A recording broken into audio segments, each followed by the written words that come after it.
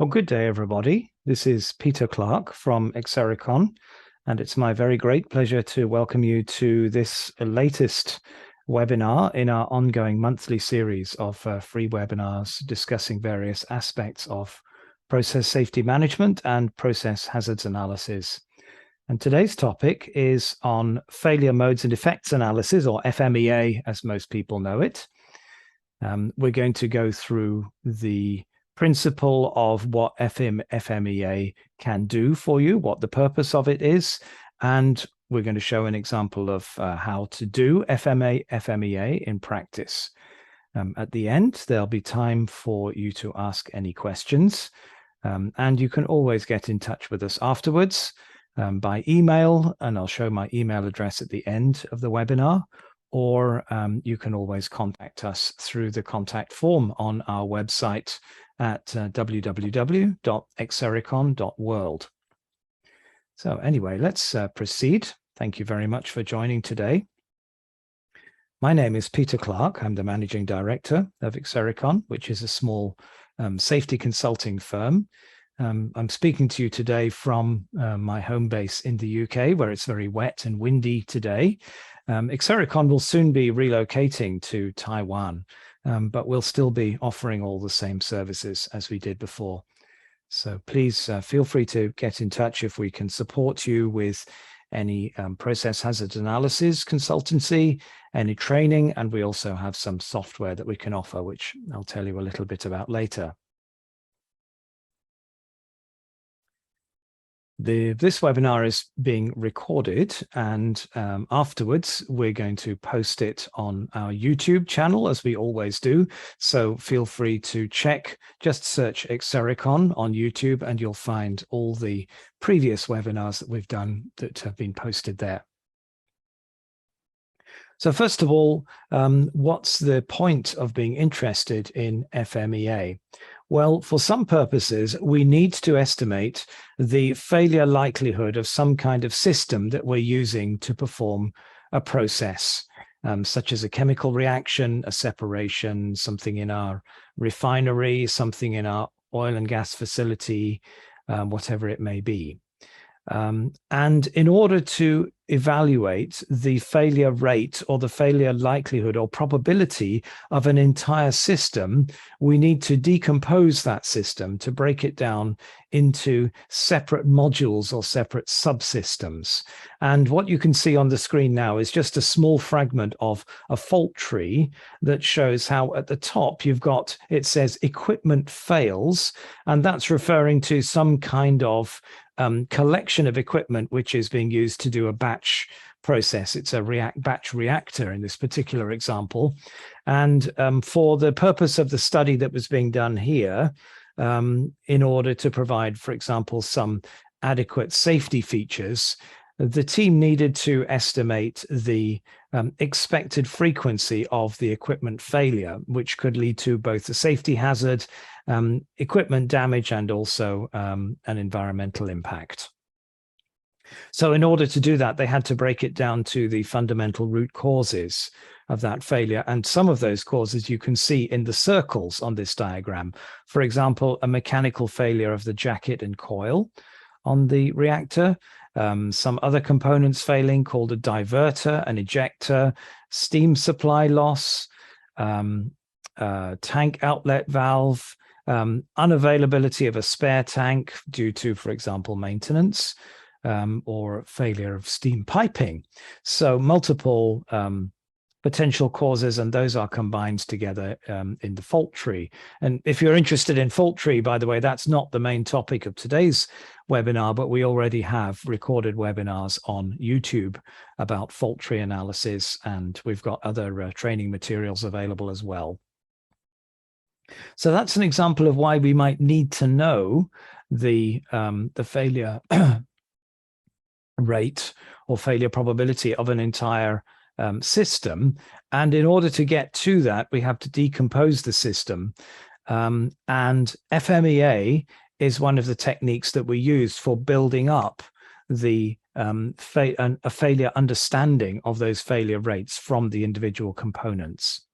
So in order to get to that point, we need failure rate data for systems.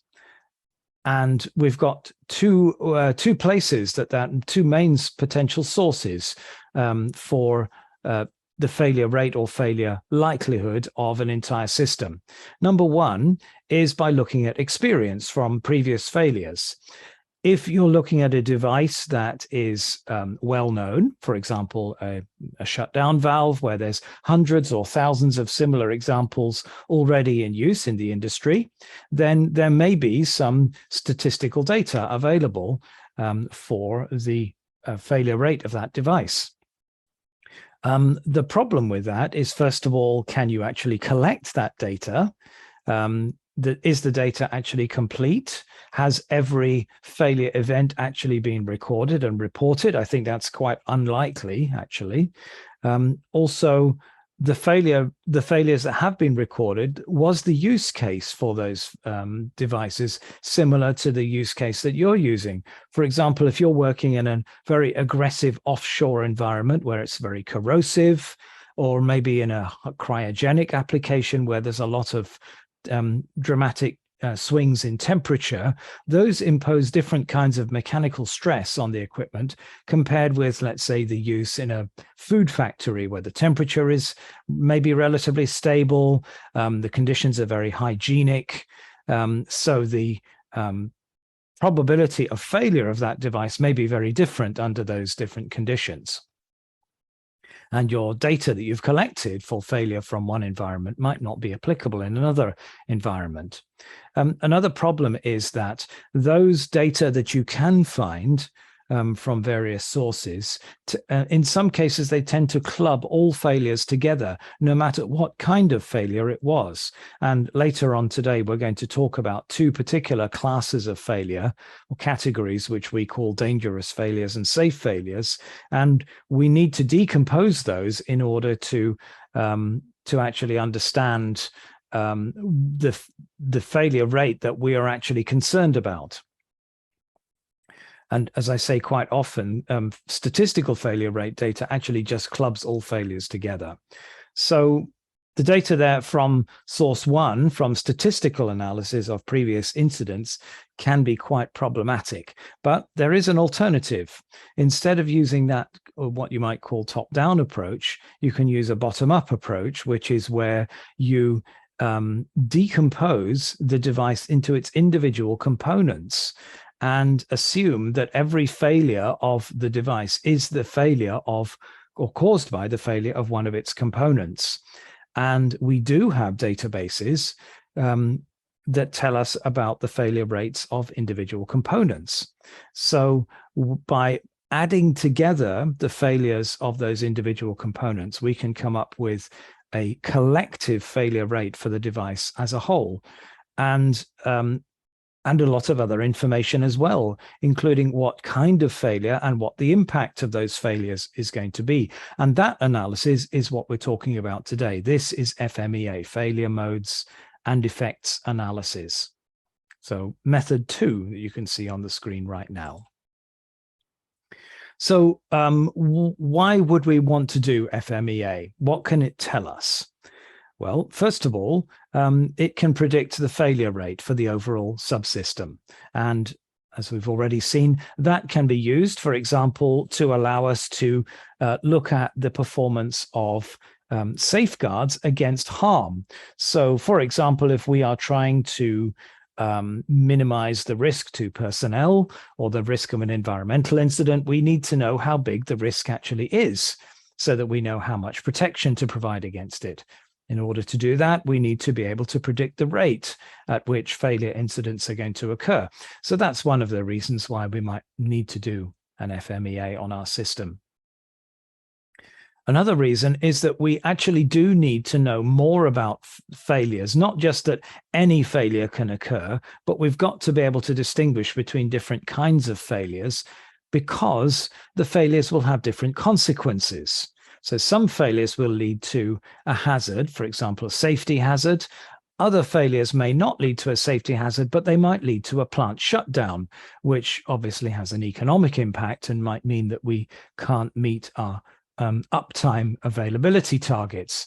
So therefore, we need to know the impact of different kinds of failure, or failure modes, as we say, and that's the M in FMEA. And FMEA gives us extremely rich information about the types of failure that we can expect. The third thing that FMEA can tell us about is how effective our proof tests are. So if we devise a proof testing procedure for a particular device or system, how do we know that the proof test is sufficiently wide-ranging to be able to detect enough different kinds of fault or failure to be actually useful? Now, it's not that every proof test has to be able to detect every kind of fault. That's not necessary. But what we do need to know is what percentage of faults are actually detected by a given proof test methodology. And FMEA will answer that question. And as you may know, if you've got experience of doing SIL verification, that proof test coverage number, the percentage of failures that are detected by a proof test, is an important input to SIL verification, because the SIL, that is the reliability level that you can achieve for a safety function, is very sensitive to the proof test coverage.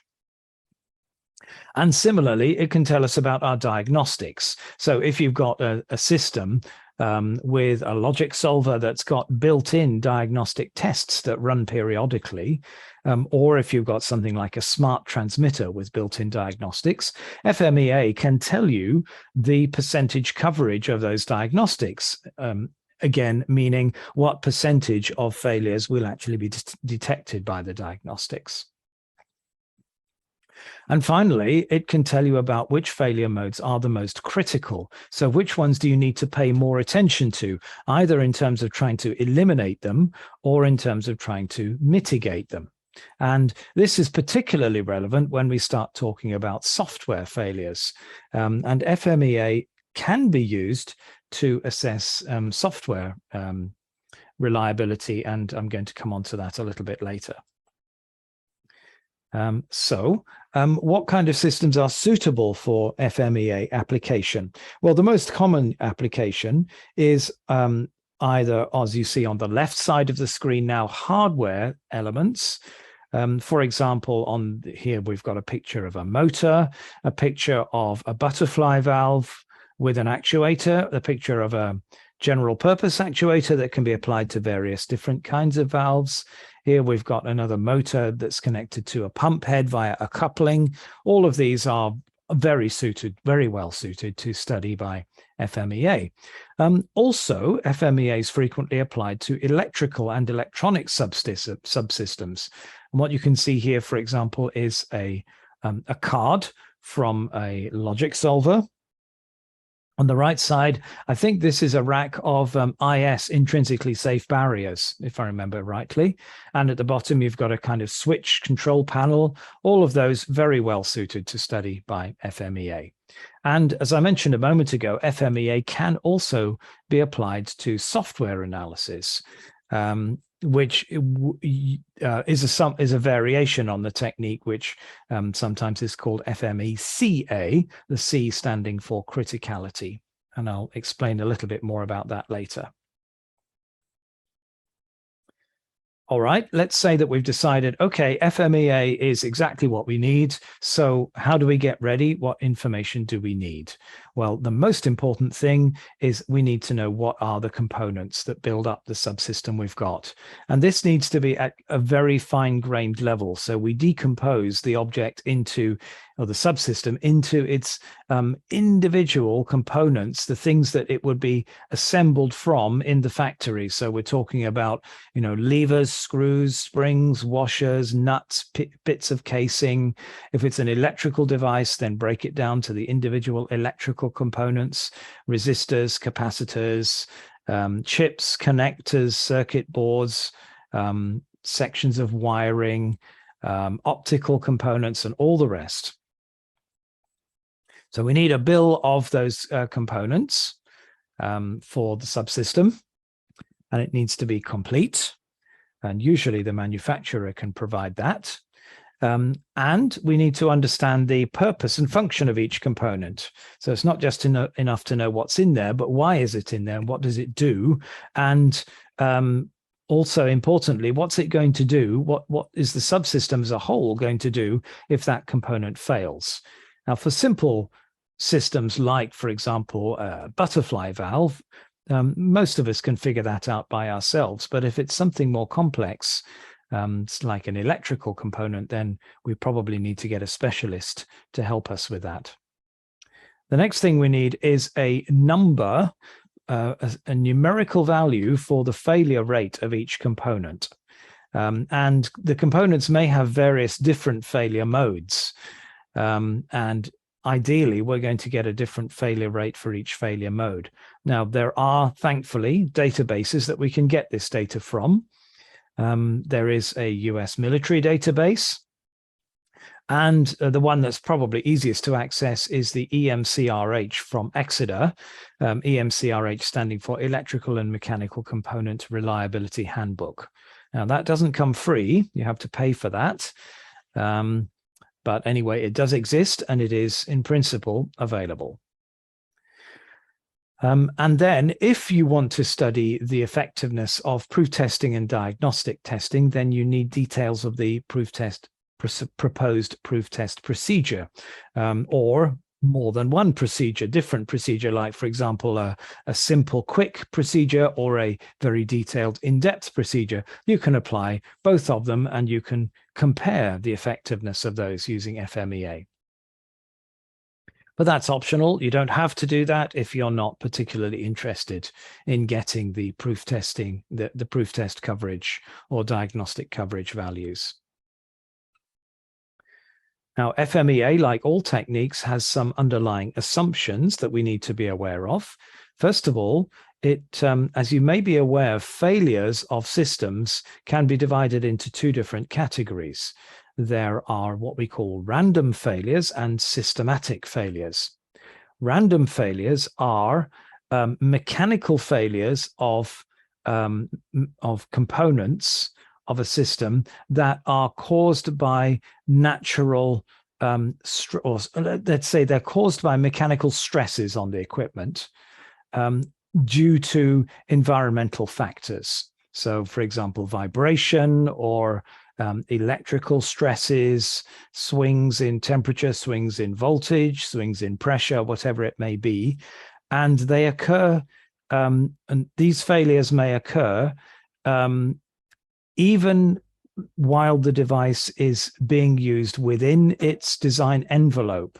So we're not talking about when you exceed its rated temperature or pressure. We're not talking about when you exceed its design lifetime. This is within the working envelope. Failures still occur at random.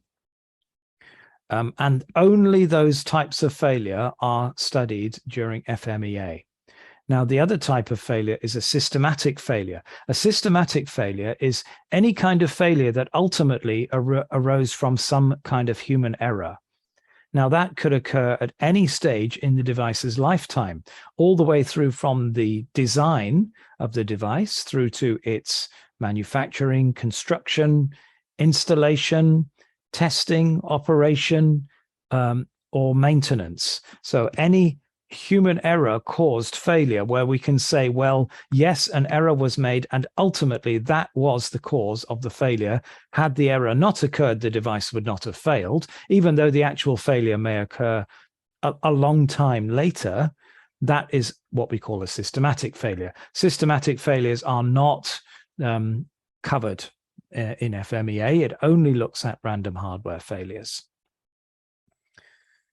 Secondly, in the green box on your screen, we will assume that in FMEA, we assume that the equipment is manufactured, installed, operated, and maintained according to its specification. So again, we're not looking at failures that occur due to a manufacturing defect, an incorrect installation, incorrect operation, or a maintenance error.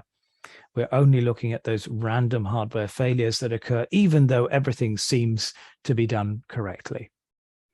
And thirdly, we are assuming that the equipment is operated within its specified useful life. And in other words, the device is not wearing out. Right. Now, we've also mentioned that the individual components may have various different failure modes. And to give you an example of some of the failure modes that we look at, moving parts can be stuck in position for some reason. If there is a spring, the spring may physically break so that it cannot impose its force on the other components. Seals may fail, causing a leak. Fluid lines may be either broken or come disconnected.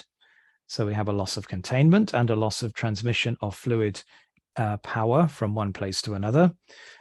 If you've got electrical switches, and now this is an example of a device that could fail in multiple different ways. It could be stuck in the open position, stuck in the closed position. It could be opening and closing correctly, but the contacts are dirty, so the electrical connection is not good. Or there could be insufficient spring force to keep the contacts properly closed, so that maybe you get chatter or you get arcing or something like that.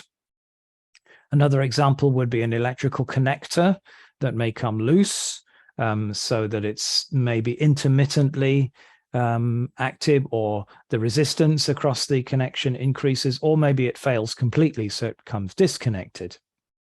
Those are just a few examples. Of course, there are many others, but just to give you an example of the types of failure that we are usually looking at. Now, I've also mentioned dangerous failures and safe failures, and this is now where we need to be clear what we mean by those. Now, any device, such as in the picture you can see a spring return actuator, is normally designed to perform a primary function. And in the case of an actuator, let's say this is an actuator for a safety shutdown valve, its job, primary function, is to move the valve to a designated safe position on demand. And a dangerous failure of the device is a failure that makes it unable to do that on demand. Or if there is redundancy in the system, a dangerous failure is a failure that removes or reduces the redundancy. So let's say we've got some system where you've got two devices, maybe dual solenoids, something like that. And if one of them burns out, the other one can still do achieve the primary function. Then the dangerous failure would be one of them burning out, which takes away the redundancy. So the system as a whole can still achieve its primary function, but you've reduced the redundancy, which means we're working in what's called a degraded state. The other major type of failure we need to consider is that what we call a safe failure. Now, a safe failure means a failure that causes a spurious trip of a safety function. It doesn't mean necessarily that the failure has no hazards associated with it. It just means that there's been an unexpected action to put the system into a designated safe state. So here, really, we're talking about safety devices. And a third type of failure is what we call a no-effect failure. Now, a no-effect failure is basically a failure that is neither a dangerous failure nor a safe failure. So it could be something like an indicator that's broken. So the device still works, still does its job, but we don't actually know what position it's in because the pointer is broken, something like that. Another example is maybe we've got a seal which is leaking.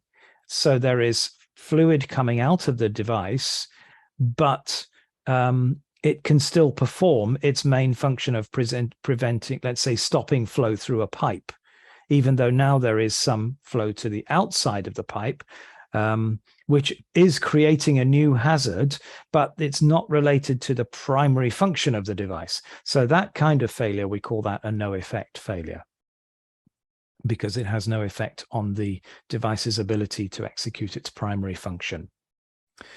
We also need to distinguish between what we call discoverable and non-discoverable failures. Now, we use the term discoverable rather than detectable because we need to distinguish between finding faults by proof testing and finding faults by diagnostics. And we need to make quite sure that we have a clear separation between those in our analysis. So at xSeriCon, we use the term discoverable to mean failures that will be revealed if we do a manual proof test of the device. And non-discoverable failures are failures that would not be revealed by a specified proof test. Okay, so enough about the background. Let's have a look at an actual example here. And what you can see here, this is an FMEA worksheet for a ball valve that we did a few years ago for one of our clients. So it's just an Excel table. As you can see, there's about 15 columns in the table. And we'll look at one example. If you can see the red box in the middle of the screen, this is the section in which we were studying the impact of the failure of the ball itself in the ball valve. And we identified 4 potential failure modes. And these you can see in the center here. It says bind, break, minor leak, and major leak. And by leak, we mean that the ball is passing fluid from one side to the other within the still within the containment of the system. So bind means that the ball is stuck. Break means that the ball is mechanically broken into more than one piece, so that basically it can't stop the flow anymore. Even if we try and turn it, it just due to the failure, mechanical failure, it can't stop the flow from one side to the other. So we identify then what is the effect on the overall system, the ball valve system as a whole, of each failure mode. So for example, if the ball binds in place, then it means the valve is inoperable, which means that it can't move to the safe position on demand. Therefore, that's a dangerous failure. If the primary function of this ball valve is to stop flow within the pipe when required, then a bound ball means it can't do that, so that's a dangerous failure. So in the effect column, you can see we have the letter D, which means dangerous failure. And similarly, we've analyzed the effect of all the other failure modes of the ball, which you can see 3 out of 4 of them are classified as dangerous failures, and the third one is classified as an NE, which is a no effect failure. Now, what have we got in the other columns? Well, we've got on the left side, we've got a lambda value. Now, lambda is the failure rate of the device, and this comes from the Exeter EMCRH that we previously mentioned to you. And as you can see, it gives us a total lambda value for all failure modes, which is given as 630. Now, the unit of measure here is FIT, FIT, which stands for failures in time and represents, so one FIT is one failure per 10 to the 9 hours. That's one failure per 1 billion hours,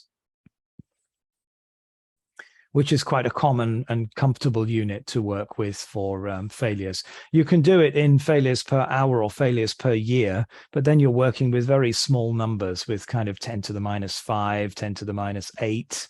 And personally, I find working with very small numbers like that rather difficult, and it's awfully easy to make a mistake. So that's why I prefer to work with nice chunky numbers like 630. The database gave us different values for 2 different operating environments, which are called normal service, which means with no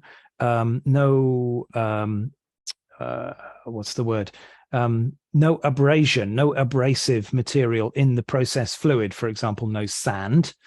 And the other is when there is abrasive material present or potentially present in the fluid. So as you can see, the failure rate has simply been doubled here. That's not by us. That is from the xSeriCon database. It might cause an eyebrow to be raised about, oh, it's a little strange that it's exactly double, but okay. That's the data that we got, so that's what we have to work with. Moving to the right side of the table, you can see that we've included columns for whether this particular failure mode is detectable by a given proof test. And we've simply put ones or zeros in this column. The reason we put 1 and 0 is so that then we can use formulae in the Excel spreadsheet to allow us to calculate, directly calculate the proof test coverage. Rather than putting yes or no, it's easier for the formula if we put 1 or 0. So 1 means is detectable, 0 means it's not detectable. So we have one column for detectable by proof test, another column for detectable by PVST. And PVST stands for partial valve stroke testing.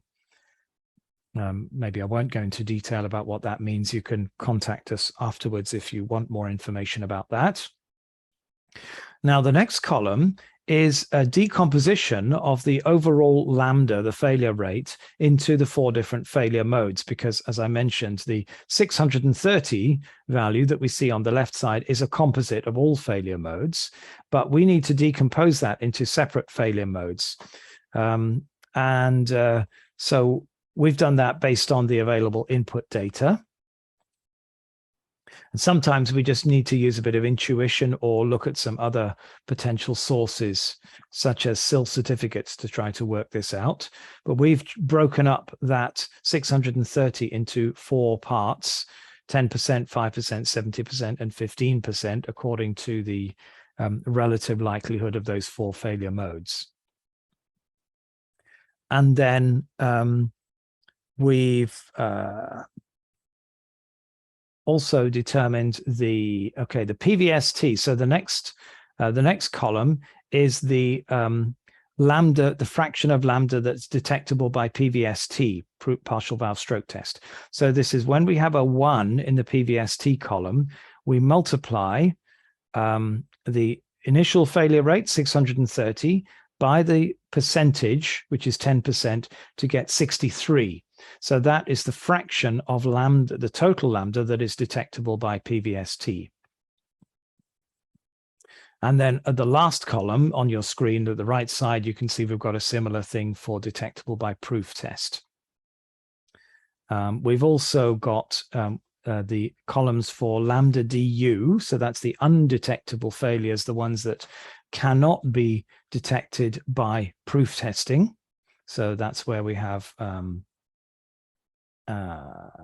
let's see, we've got 0 in there, yeah. And then the also the SD and SU columns, this is for safe failures, because we don't have any safe failure modes for the ball valve. That means these values are all 0 in here. So in this way, we build up the lambda, the contributions to the total lambda values for all of these different modes in the last 5 columns of this. And then at the end, when we've gone through all the components and all the different failure modes of each component, we simply sum the lambda values down the columns. So that means we end up with a total lambda DD, for which is the PVST coverage.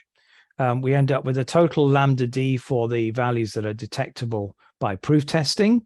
And that means we can directly get the proof test coverage. So the proof test coverage is simply the sum of all the lambdas in the last column divided by the sum of the total lambda values, which is in the 5th column on the screen. So this will be added up down only adding up the 631 time, not 4 times. So last column divided by the 5th column gives us directly the proof test coverage, which for this type of device and a typical proof test method is going to be somewhere in the region of, let's say, 70%. And we can do a common sense check on that by looking at some typical values in failure rate databases or in SIL certificates. If you're wondering where you could get such a failure rate database, then one place you can get it is from our SIL verification software, which is called Silability. You can always contact us if you'd like to see some samples of that data. But our Silability software now includes a database with over 3,000 items of data in it. So you can use that to do some sense check to see whether your FMEA analysis has come up with reasonable results that kind of generally match similar devices in the industry. Okay, so that's what the worksheet looks like. The concept is simple. Actually doing it is a bit more challenging because of all the ways, all the logic that you have to apply to break down the components into their individual failure modes and then think about the effects of those failures. Right, now, what about the other kind of more advanced forms of FMEA? We've got two different ones to talk about. The first one is called FMEDA, and the D stands for diagnostics. Now, this is just a very simple extension to FMEA where we basically just add one more column to the spreadsheet, which says covers the diagnostic coverage. So we've done, in the example you just saw, we had columns for the proof test coverage and for the partial valve stroke test coverage. Well, it's very little extra effort to add one more column for the diagnostic coverage, provided we've got enough information to understand which failure modes are detectable by whatever diagnostic tests are built into the system.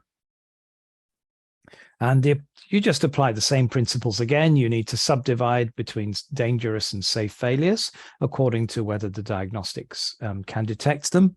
And that will allow you to get the subdivided lambda values that we call lambda DD and lambda SD. DD stands for dangerous diagnostic and SD is safe diagnostic. And those are useful input values for SIL verification of safety functions. Now, the other variation that we can apply is called FMECA, and the C stands for criticality. And this is for cases where we cannot necessarily do a numerical analysis of the system, maybe because we don't have failure rates for the individual components in the system, or maybe because it's the type of system that we can't actually get those numbers for. And this would apply to software.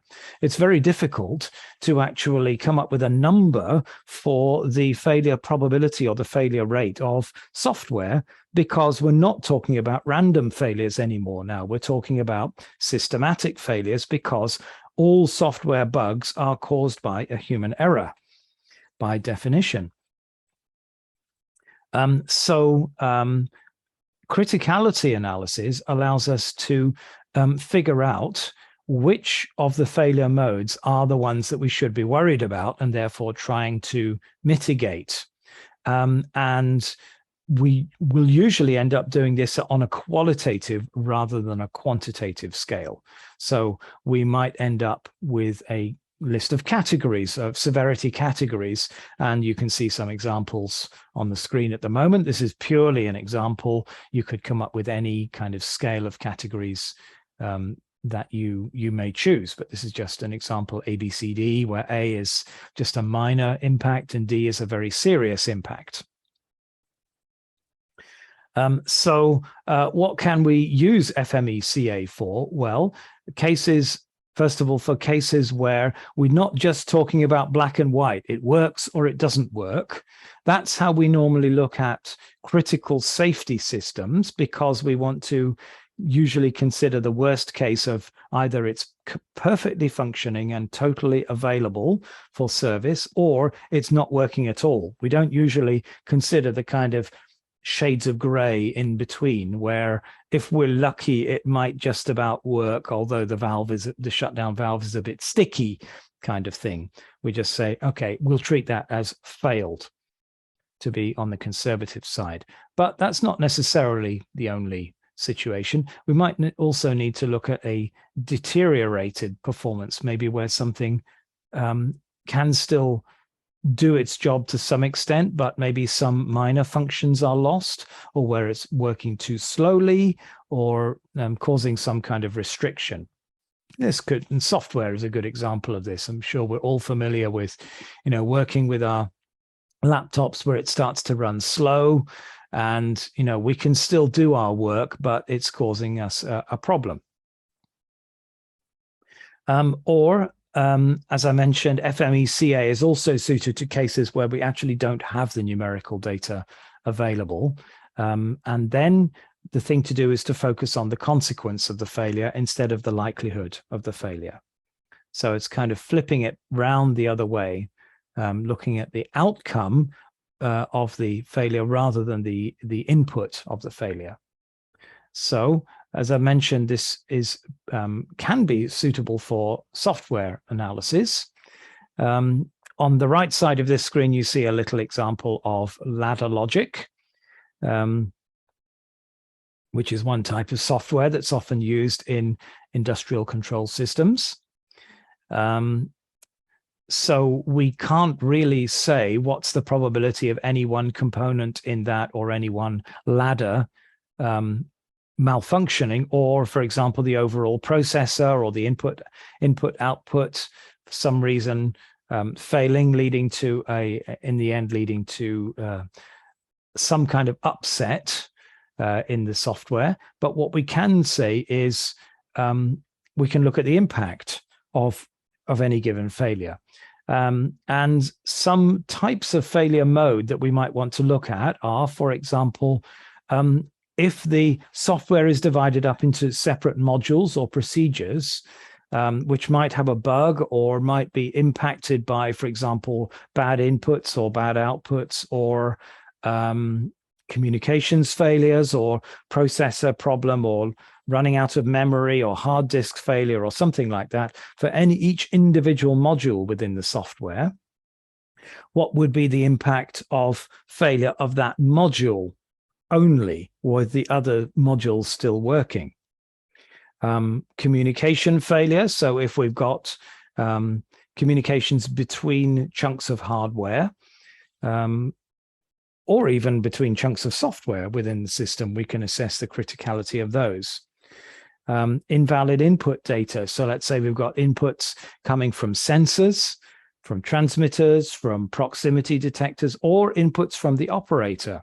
So, for example, let's say the operator has to key in a number like 10, but he mistypes and he types 100 instead, or types 0, or, finger slip, typical fat finger, and you end up typing 100 and then some extra weird character on the end, like 100, and then a backslash, because the backslash key is next to your enter key. So I'm sure, like me, you've hit that backslash key many a time just before hitting the enter key, so you haven't got time to erase it. So what would the system do in that case? Does that cause a critically dangerous situation? Another example would be what we call a race condition. Now, a race condition is when the software does some kind of check that conditions are suitable to proceed and do an action, and then it does the action. But in the time interval between the check and doing the action, the conditions change so that now the action cannot be performed correctly. An example of this would be, let's say the system is going to write a file, and it checks whether it has access to the medium, let's say the hard disk or the USB drive that it's going to write to. And it says, yep, the device is available and I have permission to write there, go ahead. But in that maybe tiny fraction of a second between doing the check and doing the write, somebody pulls out the USB drive. Then what happens? And that's what we call a race condition, because now the conditions have changed and the software couldn't do anything about it. So we need to know, if that's credible, and it nearly always will be credible, then can that lead to a critically dangerous situation? What would actually happen? Another example would be a cybersecurity incident. And this is one example where FMECA can be very important, because you can use it to assess the level of threat that any given type of cybersecurity attack could result in. Now, this is definitely beyond the scope of what we're talking about today, and I have to also be upfront with you and say that this is outside our area of expertise. So if you are looking at support with cybersecurity, then definitely get proper professional advice, and don't just rely on what I'm saying today. Okay, so much for FMEA, for how we do it. Now we've done it. We've got a nice report with some numbers that have come out. What are they useful for? Well, they're very useful indeed, actually. They're very, one of the things I like about FMEA results is that they're very defensible. It's very transparent where the data came from and how the results were achieved at. It's not a black box. Anyone else can do the same analysis and get the same result. And it's clearly understood what the inputs and outputs mean. And as long as it's properly documented, then, as I say, it's defensible. And I think that's very important, because especially if you're working with critical safety systems, the relevant standards normally put a heavy emphasis on traceability, being able to prove an audit trail, as it were, from outputs back to inputs. So that's a good thing about FMEA. So you've got those numbers. What can you use them for? Well, it creates lambda values and it creates proof test coverage values. That's directly usable as an input for SIL verification. If you want to know more about SIL verification, we have webinars recorded that you can find on YouTube. Also very useful for fault tree analysis, which I have to admit is my #1 favorite technique for process hazards analysis. I think it's very powerful and very effective. CHAZOP. Now, I'm starting to see more and more interest in CHAZOP, which is control system HAZOP these days. The purpose of CHAZOP is to assess the impact of a control system upset on a process that is being controlled by that control system. And it relies on, if you're trying to do a quantitative study, it relies on knowing about the likelihood of various different kinds of failure in the control system. And in order to come up with those numbers, very often FMEA is the way to do it. Another one is RAM study, reliability, availability, maintainability study.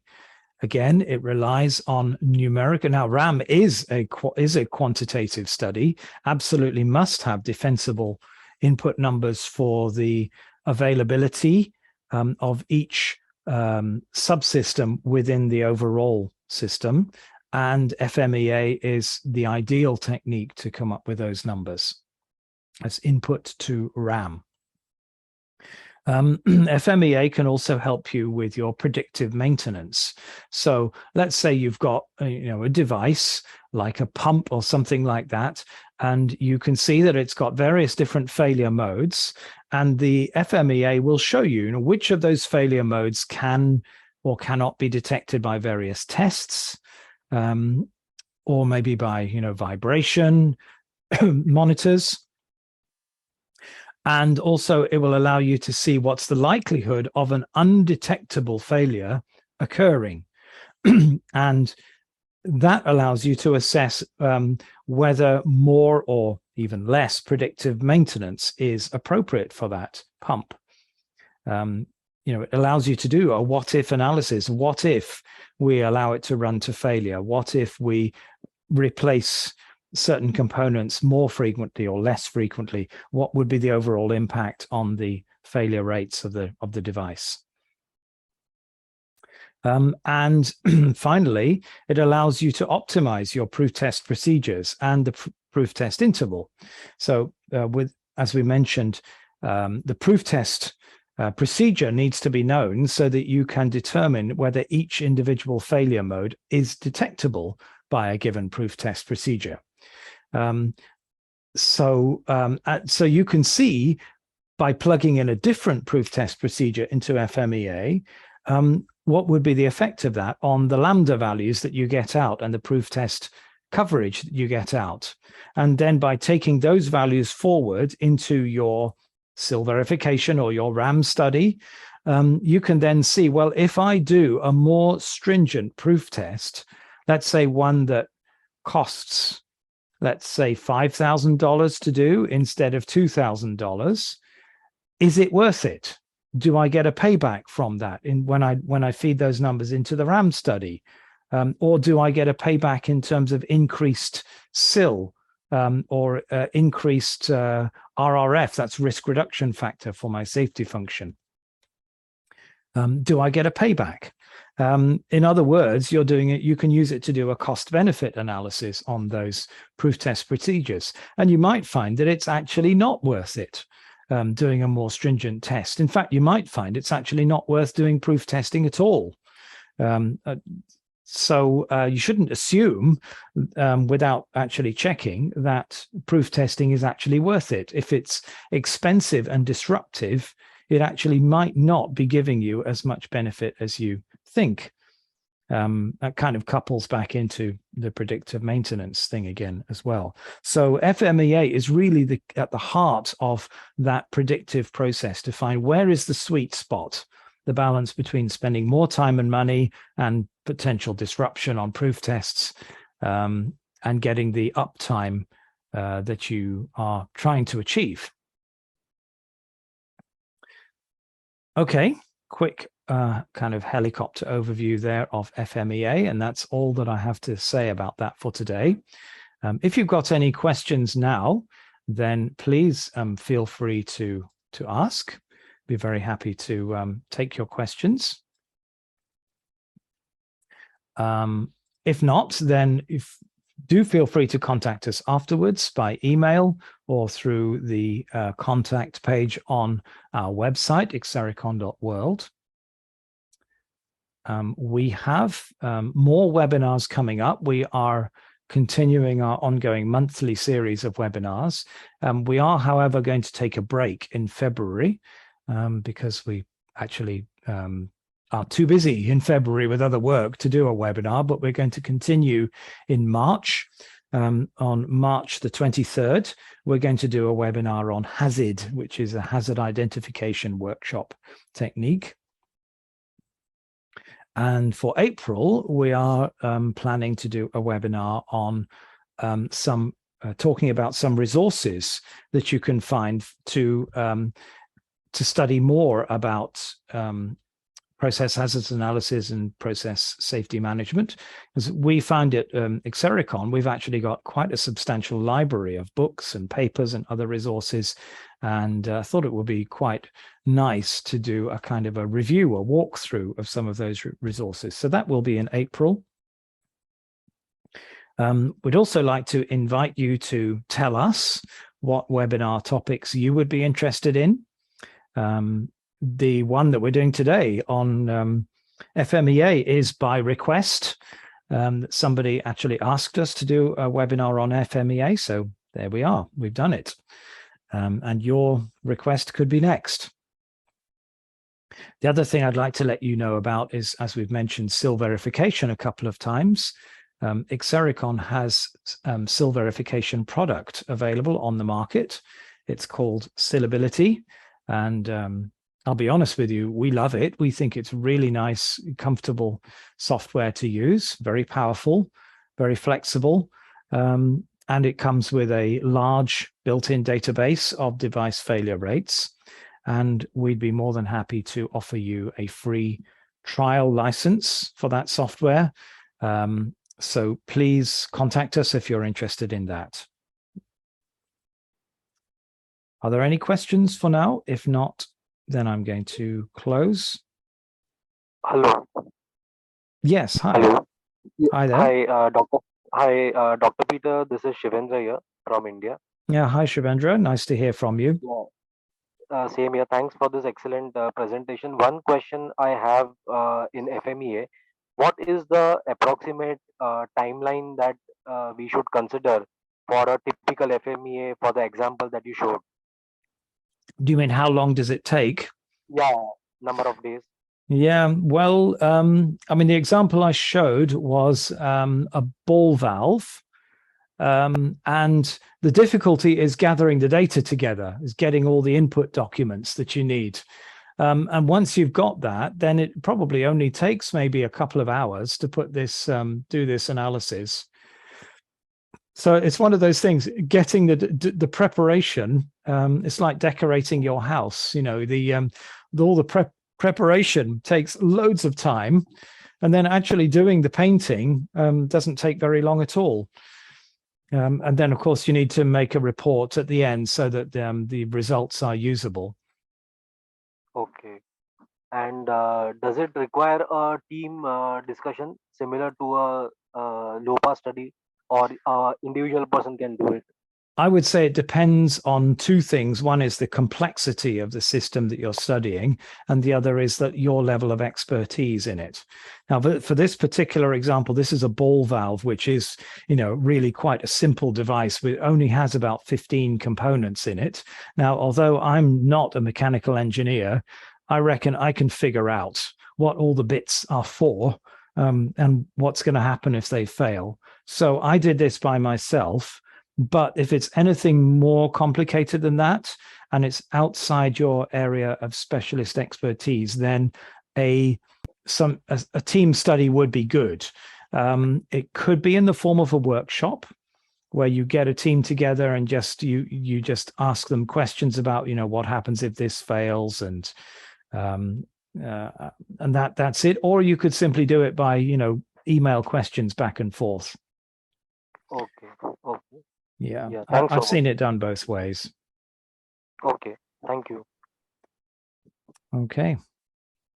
Does anyone else have a question?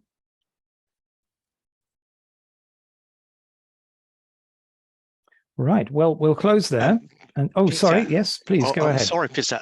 This is Paolo from the UK. Thank you very much for your presentation. I'm particularly keen on, perfecting the FMEA, in particular the process FMEA.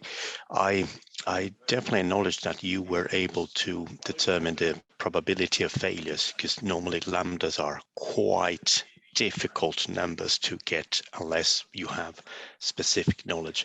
I was a little bit somehow surprised that typically the failure mode and effect analysis starts with either a component or a system or a function.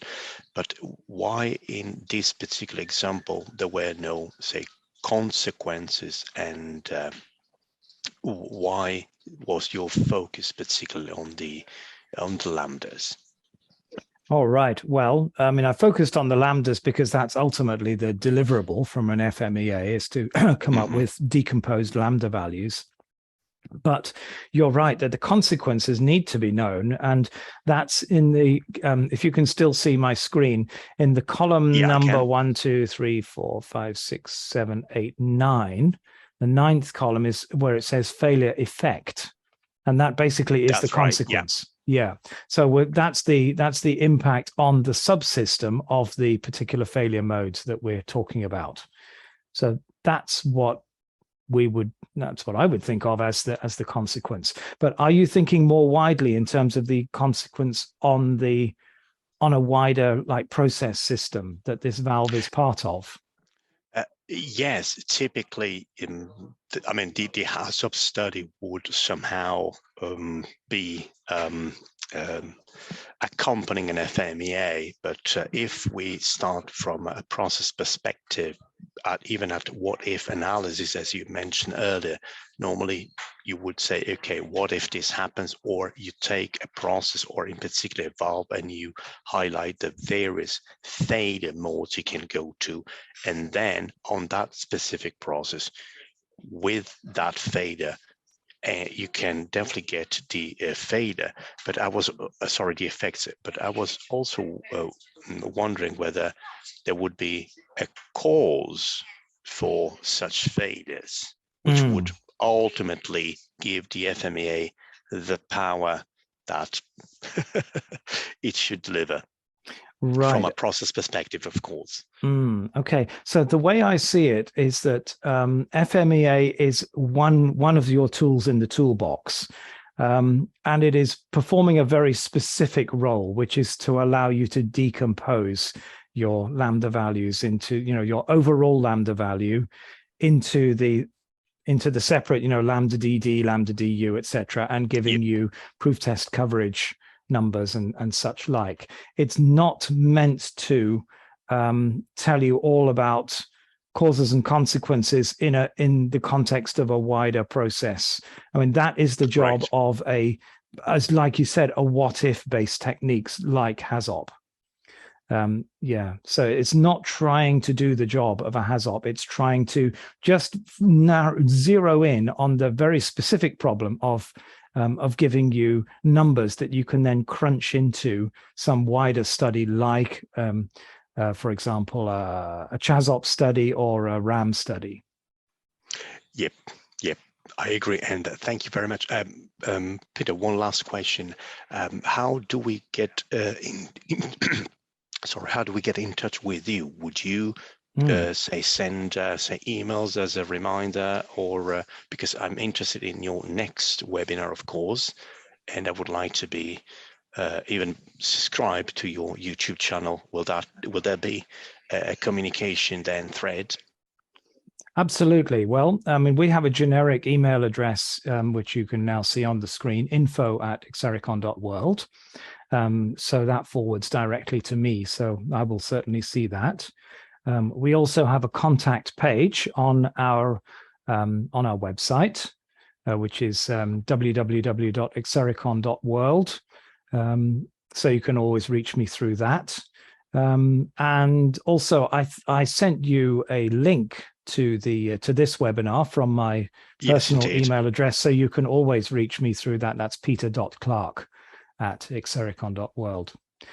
In terms of upcoming webinars, if you in terms of what I will push to you, we always advertise them on our homepage, and also through various LinkedIn groups. And we have a Twitter feed and a Facebook page as well. So that's usually how we publicize them. But having said that, I'm more than happy to email you personally each month and tell you what's coming up. That will be ideal, and I'm pretty sure that you and I are connected on LinkedIn. I would think so, because there must be some way that you found out about this in the first place, which is probably through LinkedIn, I would imagine. That's right. Yeah, that's right. Okay, very good. Well, thanks very much for your interest, and thanks to everyone else as well who's been listening in today. So we'll close there for today, and as Paolo mentioned, we do have our YouTube channel. You can find us just by searching xSeriCon on YouTube, and you'll find, I think we've got about 10 different webinars on there by now, recorded. So I hope you enjoy those, and look forward to seeing you all next time. Wish you a great day.